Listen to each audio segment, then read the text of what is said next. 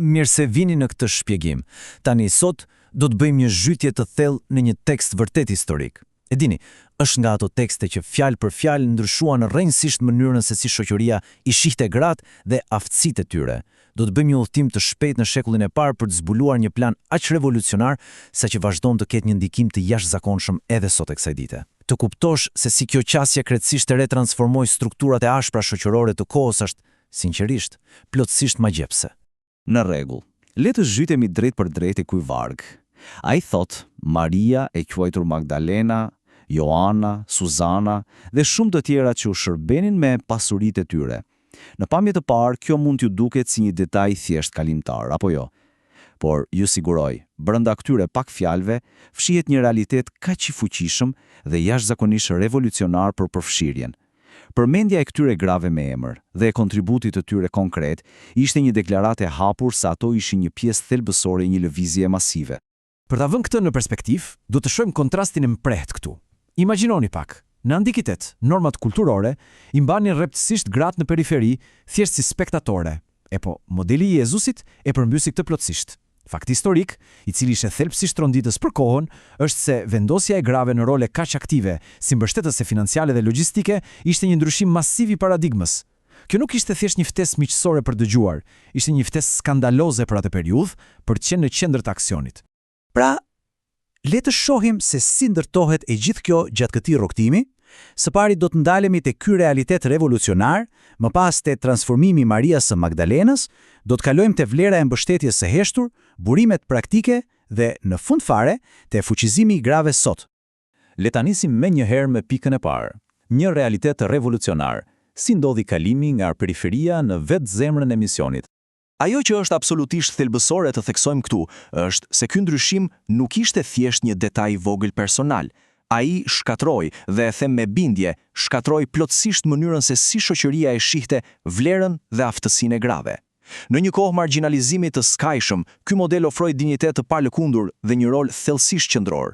Këto gra nuk po rinin duar kryq, ato kishin përjetuar shërim dhe tani po e jetonin atë përmes një shërbimi aktiv. Kjo rishkroi çdo rregull, misioni udhëhiqet nga thirrja dhe besimi juaj, absolutisht jo nga gjinia. Dhe kjo na çon te një parim thelbësor biblik. Mendojeni si një gotë që mbushet derisa derdhet. Ata që preken nga hiri i Zotit, thirren natyrshëm të shërbejnë. Shërimi i brendshëm kthehet vetju në një thirrje për veprim, qoftë në publik apo brenda mureve të shtëpisë. Nuk bëhet fjalë vetëm për të marrë një bekim, por për ta marrë atë transformim dhe për ta kthyer në një forcë të jashtëzakonshme pozitive për të tjerët rreth jush.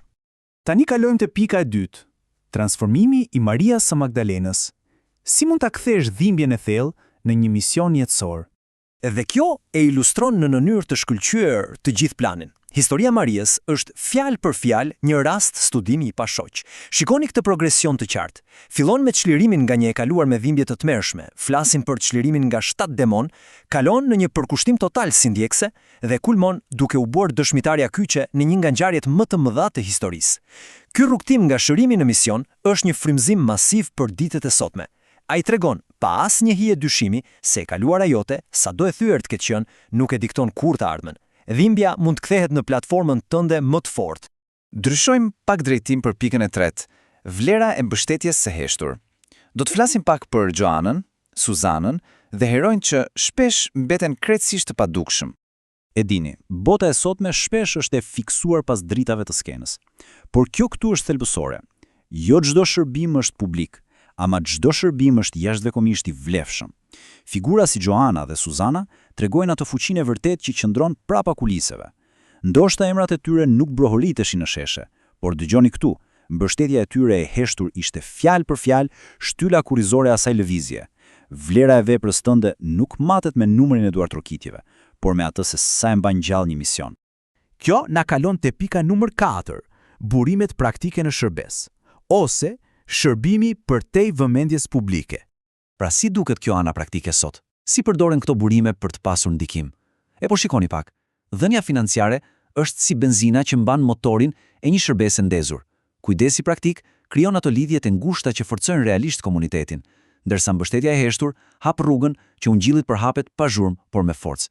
Kjo na mëson një gjë shumë të qartë. Shërbimi është shumë më tepër se një fjalim, është logjistika e përditshme e kujdesit, dhe këta janë hapa konkret që gratë mund të marrin e t'i zbatojnë lirisht sot.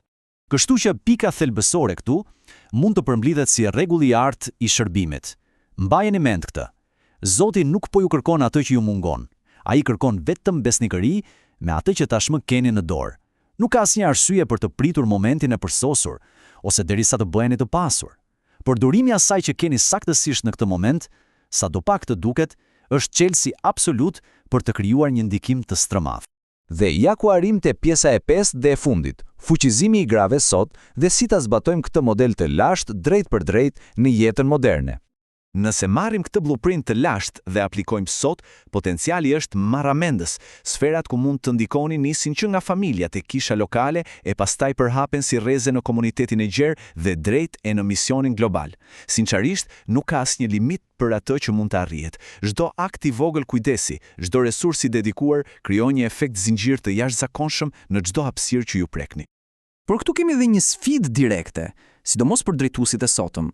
Modeli biblik kërkon shprehimisht një ndryshim të menjëhershëm. Duhet kalojmë nga ideja të qenit thjesht spektator në anë të fushës te përfshirja si bashkëpunëtor aktiv. Për të fuqizuar gratë ashtu siç duhet, kisha dhe komunitetet duhet t'u ofrojnë hapësira të mirëfillta ku ato krijojnë partneritete të plotë me synim ndryshimin e botës. Është koha për t'i vënë të gjitha dhuratat në punë. Për ta mbyllur këtë shpjegim, dua t'ju lëm me një mendim pak provokues. Mendoni pak, nëse qatëherë, me të gjitha paragjykimet e kohës, ky modeli vendosi gratë pikërisht në qendër të misionit, atëherë si do t'i përdorni ju këto dhurata fantastike për të ndryshuar botën sot? Si do ta zbatoni këtë plan të përjetshëm në komunitetin tuaj? Është një pyetje që me të vërtetë ia vlen të bluhet në mendje. Shumë faleminderit që ndoqët këtë shpjegim.